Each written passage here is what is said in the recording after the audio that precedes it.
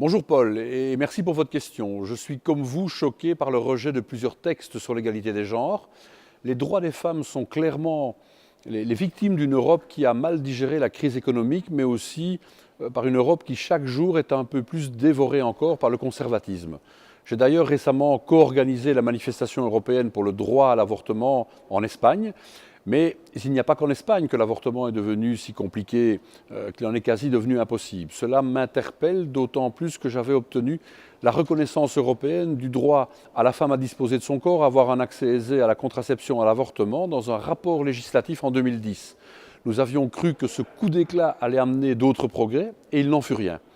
D'ailleurs, c'est bien simple, dans un texte législatif, dès qu'on mentionne les mots comme gay, lesbienne, LGBT ou avortement, chaque député aujourd'hui reçoit des centaines de courriers, des mails pour le dissuader de voter de manière progressiste.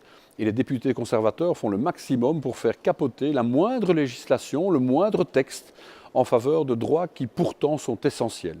L'avortement, le mariage pour tous, l'éducation sexuelle et bien d'autres thèmes sont importants.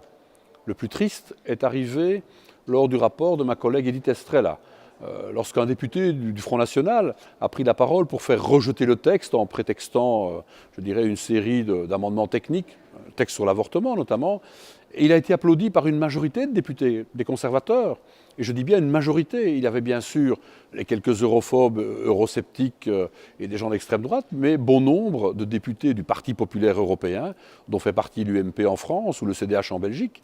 C'était évidemment très choquant. C'est la première fois qu'un élu d'extrême droite était applaudi par une majorité de députés. C'est ce genre de réaction totalement lamentable et inacceptable, me semble-t-il, qui mène des électeurs de droite vers l'extrême droite, tant leurs discours finalement finissent par se ressembler. Plus récemment encore, lors du dernier rapport annuel sur l'égalité des genres, même les Verts, avec à leur tête Daniel Cohn-Bendit, en s'abstenant pour une série de raisons de non-clarté, ont finalement contribué à faire rejeter un texte, comme le voulaient les partis extrêmes et le Parti populaire européen. Alors nous, les politiques progressistes, les associations, mais aussi les citoyens, devons continuer le combat. La lutte pour les droits de la femme a amené beaucoup de progrès au niveau européen. Ces progrès sont aujourd'hui clairement en danger.